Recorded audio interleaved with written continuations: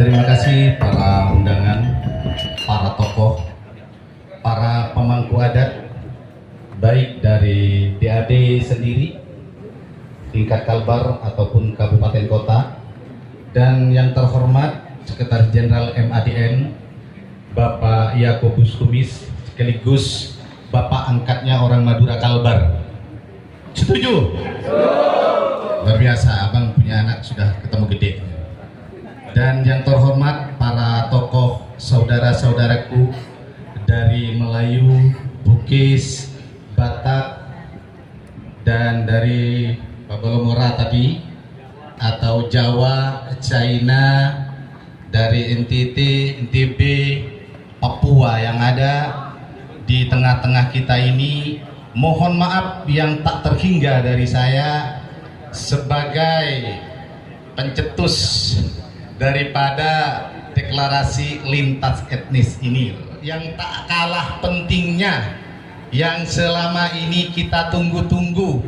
Saking susahnya ketemu, bukan karena beliau susah, karena memang sangat-sangat padat. Kalau dulu sebelum masa kampanye jalan, Pak Wagub izin ingin ketemu, langsung ketemu walaupun di warung kopi. Oleh karena kepadatan waktu dan kesibukannya, sehingga kita sulit untuk ketemu. Pada hari ini saya ketemukan langsung dengan beliau. Oleh karena itu, mohon maaf Pak Wagub, kami berdiri di sini karena di Madura ini ada 3 filsafah Pak Wagub yang sangat dihormati dan harus diikuti, wajib bahkan di orang Madura itu, Bapak, Bebu, Guru, Rato. Jadi pertama, kedua orang tua, kedua guru, ketiga ratu. Jadi orang Madura bila mau ceramah tidak boleh berdiri di atas ratunya. Ratu yaitu pemimpin. Hari ini Pak Krisantus tidak boleh saya berdiri di atas beliau. Kualat kalau orang kami, itu wajib. Dan itu tidak memandang golongan ataupun ras. Siapapun ratu kita, wajib hukumnya kita hormati. Itu yang ada di adat istiadat kami Pak Wagub. Yang pertama, saya mau sampaikan kepada kita semua bahwa hasil keliling kami 3 trip Pak, 3 kali mutar seluruh Kalimantan Barat. Yang menjadi patokan kami pertama itu adalah akar rumput yang tidak mau tahu peduli soal politik. Ketika kami tanya, hampir di 14 kabupaten kota, terutama kabupaten, itu menyatakan pilihan kepada nomor 2, Norsan, NKRI. Mereka tahu. Yang kedua, kami coba kepada para pedagang Tionghoa. Ini orang-orang yang tidak mau peduli nih Pak. Kadang kalau ditanya soal politik, diam dia, tidak mau ngomong. Tapi kali ini Bapak Ibu Saudara sekalian, hampir setiap pedagang Tionghoa dan pedagang-pedagang lain ketika kami datangi, mereka juga mengatakan mendukung nomor 2. Dengan jujur dan adil, yakin bahwa pasangan nomor urut 2 bisa memperoleh 50 rentang sampai 60% untuk seluruh Kalimantan Barat. Karena itu saya ingatkan kepada kita semua, pertama, kita jaga militansi soliditas, persatuan, kesatuan seluruh relawan, seluruh tim, seluruh orang-orang yang mendukung NKRI nomor urut 2. Itu yang pertama. Yang kedua, kalau kita sebagai relawan, kata relawan itu berasal dari kata rela. Yang namanya relawan itu orang yang berjuang untuk menyukseskan, mencapai cita-cita tujuan yang ingin dicapai bersama tanpa pamrih. Itu sebenarnya artinya relawan itu berjuang, itu bahkan siap mengorbankan nyawanya. Itulah disebut dengan relawan. Bukan orang yang pergi ke posko membawa proposal sampai 900 juta, sampai 1 miliar, sampai 300 juta, anggotanya struktur tak jelas, lalu tak diberi merajuk. Betul. Betul Bang. Yang kedua, tentu ketika pasangan ini pada posisi hijau yang sebentar lagi akan dilantik, kalau pemilu ini dilaksanakan dengan jujur dan adil, maka tidak heran Bapak Ibu Saudara sekalian akan muncul pihak-pihak lain yang akan melemahkan, yang akan memecah belah persatuan dan kesatuan seluruh rekan-rekan tim relawan dan orang-orang yang mendukung paslon nomor urut 2. Karena itu Bapak Ibu Saudara sekalian, kita selalu kompak, kita harus bersatu, harus solid menjadi relawan yang meletak untuk kemenangan nomor urut 2. Kita mau mengukir sejarah Pak yang hadir di sini. Ketika bapak-bapak tampil menjadi relawan, menjadi pejuang NKRI, berarti bapak-bapak juga menyelamatkan Kalimantan Barat ke depan untuk lebih baik, pembaharuan yang lebih baik.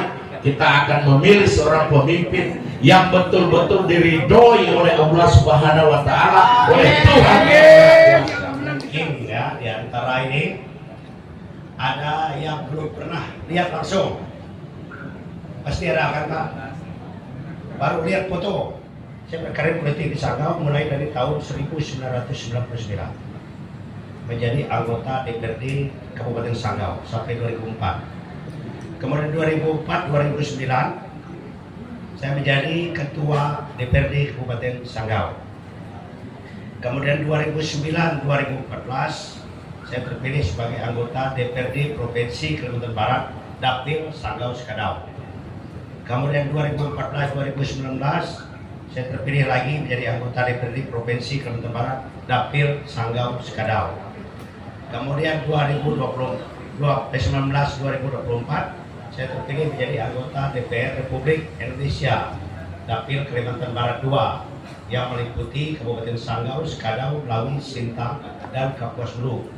Kemudian 2024 seperti disampaikan oleh Bapak Makarius Sintong tadi, saya mendapat amanah dari Partai Demokrasi Indonesia Perjuangan, dari Partai Persatuan Pembangunan, dan Partai Hanura untuk menjadi calon wakil gubernur Provinsi Kalimantan Barat mendampingi Bapak Dr. Andrus Haji Ria Nursa. Biasa kan lobby orang kan, kalau mau calon tuh lobby, tahan jelekkan kawan biasanya, biar disingkir. Biasa begitu. Udah itu sogo, saya enggak, saya duduk-duduk saja datang sendiri barang tuh. Nah, maka ini saya anggap sebagai anugerah Allah Subhanahu wa taala yang harus saya jalankan dengan sungguh-sungguh dan bertanggung jawab. Karena ini bukan diminta, bukan diusahakan, tapi barang ini datang sendiri. Saya tanya Bapak-bapak, kalau sesuatu itu datang sendiri tanpa diminta apa aja? Anugerah. Duit datang sendiri, apa namanya? Rezeki. Kalau kemudahan diberikan, apa namanya? Kurnia. Ya, kurnia. Kurnia. Begitulah kira-kira. Yang pertama Bapak Ibu, tentu seorang pemimpin itu tadi harus religius. Tidak bisa seorang pemimpin tidak taat kepada Tuhan Yang Maha Esa, kepada Allah Subhanahu wa taala. Karena dalam kita melaksanakan aktivitas kita, kegiatan kita, pekerjaan kita tentu harus mendapat bimbingan dan tuntunan dari Tuhan Yang Maha Esa. Oleh sebab itu maka di PC kami ada kata-kata religius. Kemudian karena nama kami ini adalah anugerah, no NKRI disambung Norsan Krisantus. NKRI secara umum, secara nasional kita artikan sebagai Negara Kesatuan Republik Indonesia yang dihuni oleh bermacam-macam suku, yang dihuni oleh bermacam-macam kepercayaan, yang dihuni oleh bermacam-macam budaya. Dan di Kalimantan Barat ini juga semua suku, semua budaya, semua agama yang ada di Indonesia juga ada di Kalimantan Barat. Oleh sebab itu Bapak Ibu dan saudara sekalian, jangan nengok saya kecil Pak. Saya ini murid Cornelis. Jadi kalau berani, saya pikir beda-beda tipis, tapi belum tentu apakah Cornelis lebih berani atau Krisantus lebih berani. Ini belum kita ukur Pak. Belum kita ukur kalau masalah keberanian dan ketegasan. Oleh sebab itu Bapak Ibu, hal pertama yang akan saya lakukan sebagai Wakil Gubernur Kalimantan Barat ke depan, saya tidak ingin ada konflik sekecil apapun di Provinsi Kalimantan Barat ini. Tidak boleh ada suku-suku tertentu yang mengatakan dirinya paling hebat. Tidak boleh. Sekalipun itu suku asli di Kalimantan Barat, tidak boleh lagi. Tidak boleh lagi. Tidak boleh ada kepercayaan tertentu yang mengatakan dia paling dekat sama surga. Ada.